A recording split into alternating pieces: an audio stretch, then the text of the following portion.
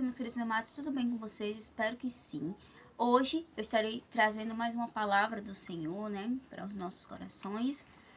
Hoje eu vim falar sobre um personagem da Bíblia chamado Jó, né? Eu estava pensando em fazer alguns vídeos falando e com a ajuda de algumas pessoas que assistem os meus vídeos, pediram para mim falar de Jó. Então estou aqui. Quem era Jó? Jó era um homem que vivia na terra de luz, né? Jó era um homem íntegro, um homem reto, um homem temor a Deus, que tem temor a Deus. Jó era um homem muito rico, de família grande, né? E que tinha muitos bens materiais, né? As provações de Jó. Deus permitiu que Satanás o provasse para mostrar que a fé de Jó não dependia dos bens que ele possuía, né? Eu acho que Deus pensou assim. Eu acho que o povo acha que Jó só tem fé porque tem as coisas. Então Deus permitiu que Satanás fosse lá, né? Provasse Jó para mostrar que a fé dele não dependia dos bens materiais que ele possuía, né? Em pouco tempo já perdeu. Depois de alguns tempos, né, Satanás provando Jó perdeu seus bens materiais, seus filhos e até sua saúde, né? Ele perdeu. Mesmo assim, Jó não blasfemou contra Deus. Ele sofreu muito, questionou, chorou, né? Chorou, mas nunca abalou a sua fé, né? Diante de tudo que Jó passava, ele sofria muito, ele questionava muito, chorava, mas ele nunca abalou a sua fé, né? Como diz em Jó capítulo 1, versículo 1, que diz, né? Jó capítulo 1, versículo 21, né, na verdade. Jó versículo 1, capítulo 21, que diz assim: E disse, nu saí do ventre da minha mãe, e nu tornarei para lá. O Senhor deu, o Senhor tomou. Bendito seja o nome do Senhor. Quando eu vou ler essa palavra, eu sempre lembro do meu tio, porque ele diz que nasceu nu e vai morrer nu. Então, ele não se importava, né? Não se importava com bens materiais, né? Porque ele nasceu nu e vai morrer nu, né? Ele dizia, ele dizia assim que estava vestido era o que se importava, os bens materiais não importava para ele, porque ele nasceu nu e vai morrer nu, né? Como diz a palavra aqui, a gente nasceu sem nada e vai morrer sem nada, né? Isto. Os amigos e o silêncio de Deus. Jó tinha 3 amigos né, que foram lá consolar Jó, né? Mas depois eles ficaram julgando Jó, que ele estava passando. Jó, por que qual foi o pecado que você fez para estar sofrendo tudo isso?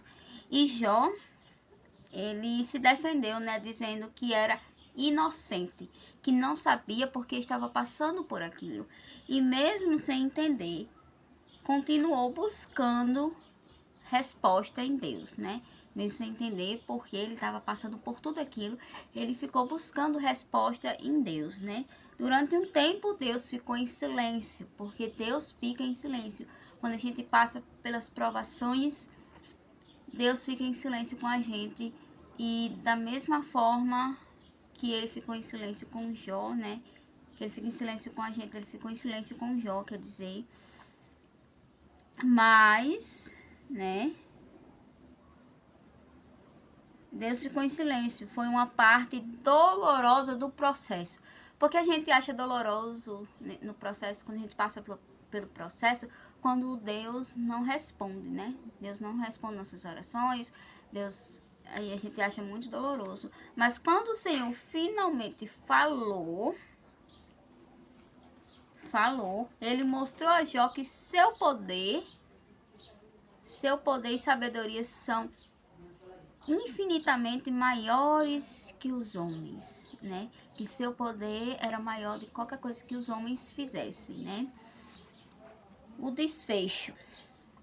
Depois da provação que Jó passou, né? Depois da provação que Jó passou, Deus restaurou tudo, mas restaurou tudo em dobro para Jó, né? Tudo mais bonito, restaurou, e veio depois que ele, Deus só restaurou tudo para Jó, depois que Jó teve que orar pelos 3 amigos dele, que disseram as coisas com ele, né? E aí fica, o Senhor virou o cativeiro de Jó, quando lá em Jó 42, versículo 10, diz bem assim: e o Senhor virou o cativeiro de Jó quando este orava pelos seus amigos, né? Quando Jó orava pelos amigos, Deus, né? O Senhor virou o cativeiro, né? E a lição que aprendemos sobre Jó, né? A gente aprendeu que a fé verdadeira permanece, mesmo quando tudo está destruído, a fé ela tem que permanecer. O silêncio de Deus é significante. Não, o silêncio de Deus não significa ausência. O silêncio de Deus não significa ausência nenhuma, porque Ele está em silêncio, mas Ele está ali conosco, né? O sofrimento pode revelar o quanto conhecemos ou não o caráter de Deus, né? A restauração de Deus é sempre maior do que a perda, né? A gente pode perder as coisas, mas a restauração é muito maior do que a gente perdeu, né? Porque eu já vejo histórias de pessoas que perdem o trabalho, mas quando ganha outro, ganha melhor e tudo é melhor. Eu já vi uma história também que uma mulher perdeu o filho e ela sofreu muito, passou pelo processo, mas quando Deus deu novamente filho para ela, foi em dobro, porque foi gêmeos, né? E Deus tirou um para colocar 2 no ventre dela, porque isso tinha que ser. Então, quando Deus tira aquilo da gente, Ele vem dar novamente, Ele vem nos restaurar, Ele vem renovar tudo aquilo que a gente perdeu, mas Ele não dá só aquilo que a gente perdeu, Ele dá em dobro. E o que eu aprendi com a história de Jó? Porque em 2018 eu estava com dengue hemorrágica, né, no hospital, e eu digo sempre, estava lá sofrendo, né, com dor, mas estava lá escutando o hino de Jó e dizendo, né, porque Jó ele sofreu, mas nunca perdeu a sua fé, né, estava lá. Eu estava sofrendo, porque eu estava com dengue hemorrágica, podendo ali a qualquer hora morrer, mas eu nunca perdi a minha fé. Então, o que eu passo, que a gente pode aprender com a linda história de Jó, né? Que a gente pode passar por provações, pode passar, né? Deus, ele permite que a gente passe por provações para a gente aprender, mas a gente nunca pode perder a nossa fé, né? A nossa fé ela é a nossa fé tem que ser inabalável diante de qualquer coisa que a gente passe, né? Porque Deus ele vai ali permitir que a gente passe por aquilo, mas é pra gente aprender, é pra gente ser melhor a cada dia. Então é isso, espero que vocês gostem dessa palavra, que vocês tenham aprendido essa palavra. E coloque aqui nos comentários qual é o próximo personagem que vocês querem que eu fale aqui. Um beijo e fica com Deus.